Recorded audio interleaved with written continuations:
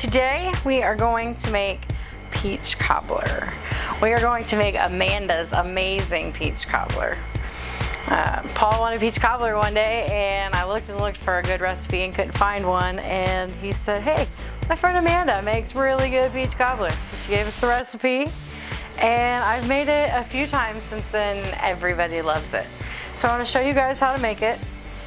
Hers is very, very, very easy.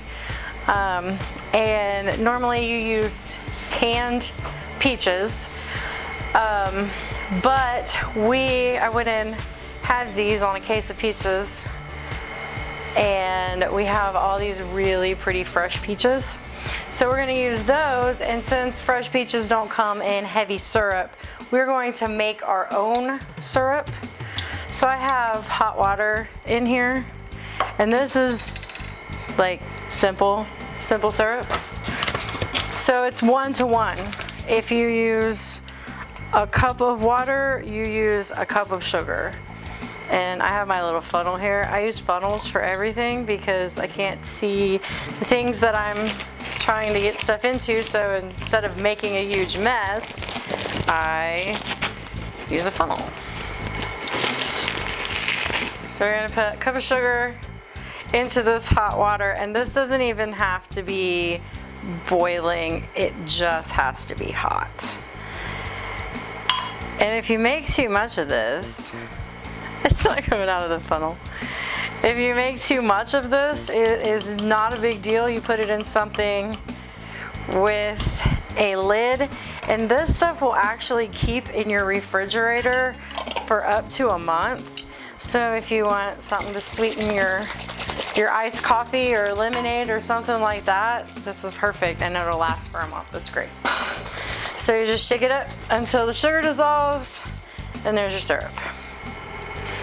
So the next thing, I didn't tell you the rest of the ingredients today. I should do that. To make this peach cobbler, we are going to use 2 cups of self-rising flour, 2 cups of sugar. If you use the canned peaches, you use 2 of the big cans. I'm not sure how many ounces those are.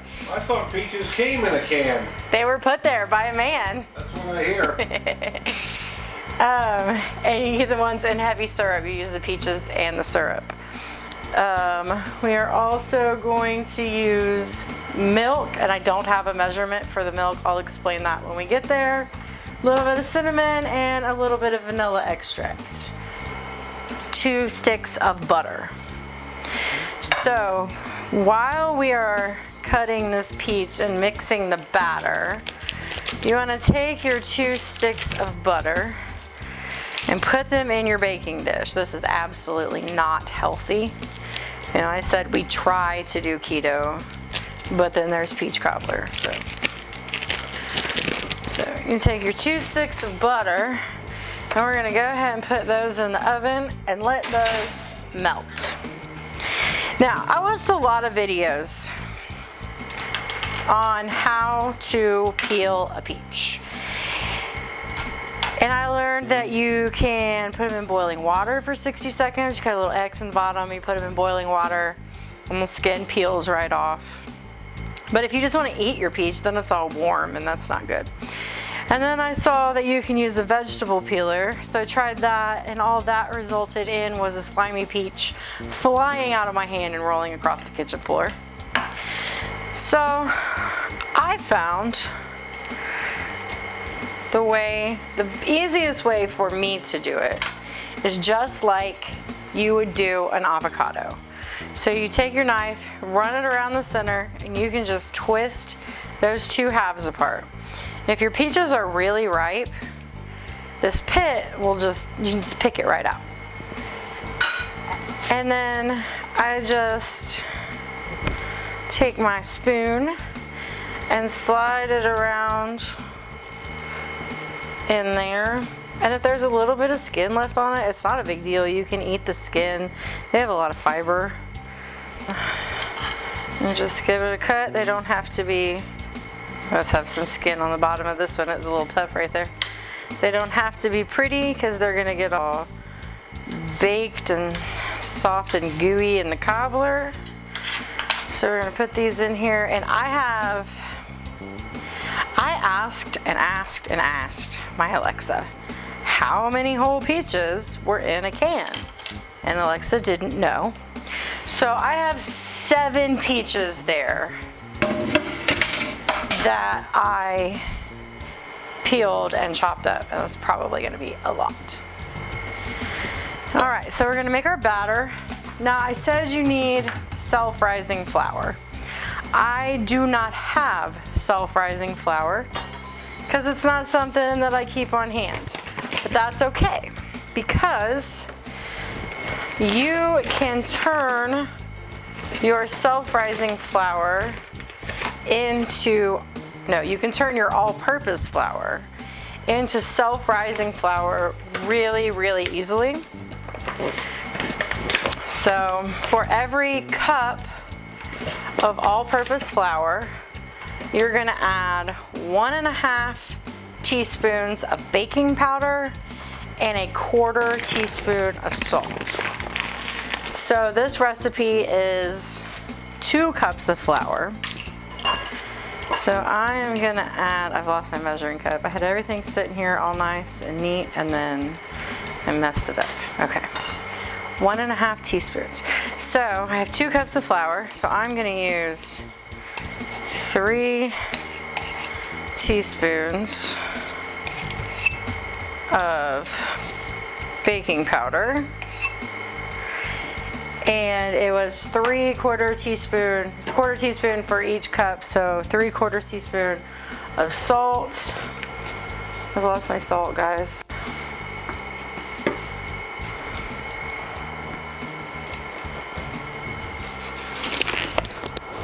You want the box or the shaker? The grinder. Anybody see my salt?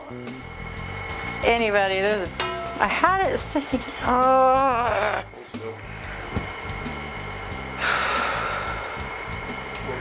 I just had it right here. I mean, this one is literally sitting right here. Yeah, can you cut all this out, please? Maybe. Okay, so now that we found the salt, 3/4 of a teaspoon of salt. So I'm gonna give it like just a couple twists of the grinder there. I'm not measuring the salt. And then we're gonna whisk that together. Make sure that gets all combined.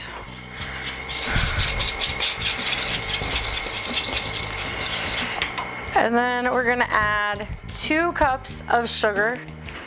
I don't have brown sugar. I have made this before and used 1 cup of white sugar and 1 cup of brown sugar, and that comes out really, really good too. I just don't have any brown sugar right now. So we got our 2 cups of flour, 2 cups of sugar. Seems like a lot in there, doesn't it? Now, here's the milk. I do not have a measurement for you on the milk because, you know, when recipes are passed down through generations and generations, everybody just kind of learns how to make it, and you know, you just pour some in. So I'll tell you the same thing I was told. You add enough milk to make this pancake batter thin. So we're just gonna start out, you wanna start out with less because you know you can always add more, but you can't take it out. And I have had to throw many things away because I just go all crazy willy-nilly pouring, and I get too much and it doesn't come out right. So this is still a little thick. I didn't think I was gonna need all that milk. I may need more. All right, so it's kind of hard to tell if you can't see very well or at all if this looks like pancake batter. I guess this kind of looks like pancake batter. I don't know, I don't like pancakes, so I don't really make pancake batter at all either. And then the one thing that I add that Amanda did not have in her recipe is a little bit of vanilla extract, because I love vanilla and I think it makes everything taste better. So just like 1 or 2 cups full of your vanilla extract. And, you know, this doesn't have to just be peach. You can make this with any fruit. I mean, there's nothing that says it has to be peach. I think peach is the best, but You could have tomato cobbler. you could have tomato cobbler. That's right. That would be terrible. Although I did see a recipe for green tomato pie one time. I was told it was pretty good. I don't know. All right, so now that that's all mixed, we're going to take our baking pan out of the oven. I lost my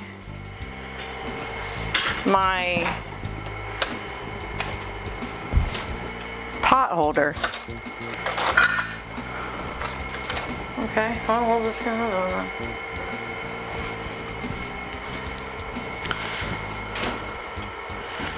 It should be nice and melted. I love the smell of butter. It smells so good. All right, so we got our butter melted here. Now that our butter has melted in our pan here, we are going to pour the batter in. The last time I made this, I did not pour things in the order that Amanda said to pour them in, and my cobbler turned out terrible.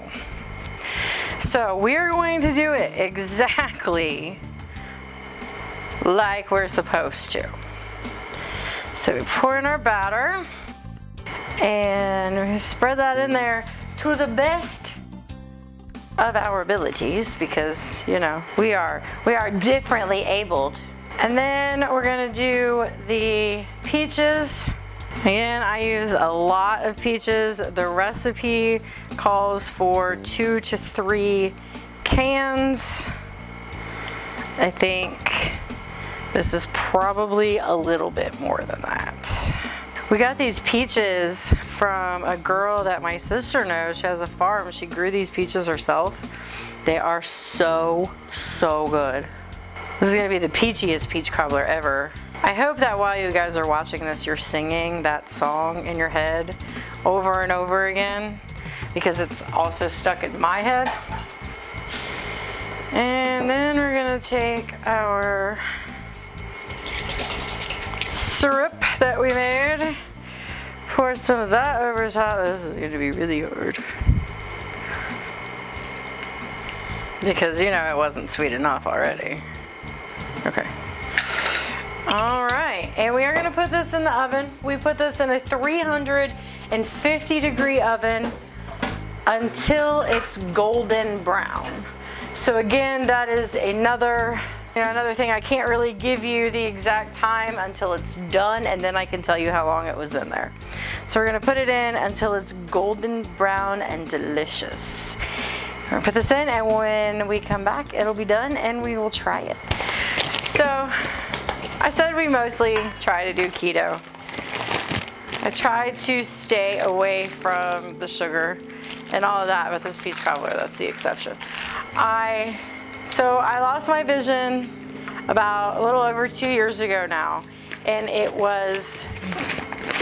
have diabetic retinopathy. So I went blind. I forgot to put the cinnamon on top. You're supposed to put cinnamon on top too. So I went blind because I was diabetic for many, many years and didn't take care of myself. And this is the result.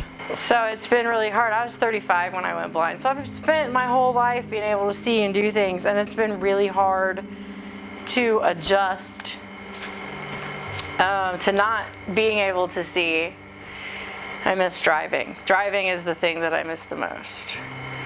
So I want to make these videos, and I want to teach you guys how to cook this stuff and show you the way that I do these things, in hopes that it will encourage people who think they can't to actually be able to try and to do things, because there's no reason that we can't.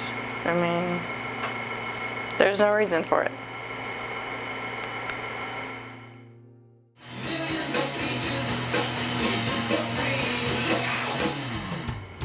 Okay, so it's been about 50 minutes and we are ready to take this out. This had a lot of liquid in it, so that's why it took a little bit longer. The less liquid you put in it, the less time it's gonna take. Oh, and we had to actually open this up and set it on a baking sheet because it got really bubbly. My goodness, this looks so good. Let's get into this. See what it looks like here.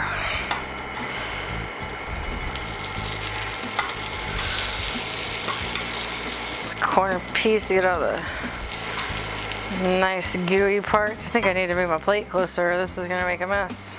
I probably needed a bigger spoon to do this with. And we went to the store and we did not buy any whipped cream or vanilla ice cream or anything good to go on top of it. There it is. That is Amanda's amazing peach cobbler. So I am gonna try this and let you guys know how wonderful and amazing it is. And that's really, really, really good. So I encourage everybody to try to make this. It's really easy and it is delicious. And then come back and leave a comment and tell Amanda thanks for the recipe. So that's all we have for today. Make sure if you like this video to give it a thumbs up, subscribe to the channel. Visit us on Facebook at facebook.com/blindgirlcooks. And one more thing before we go, I need to tell you guys, if I'm not looking at the camera, I can't really see the camera, but you get the general idea. You know I'm talking to you, right? Okay, so we'll see you next time. Bye.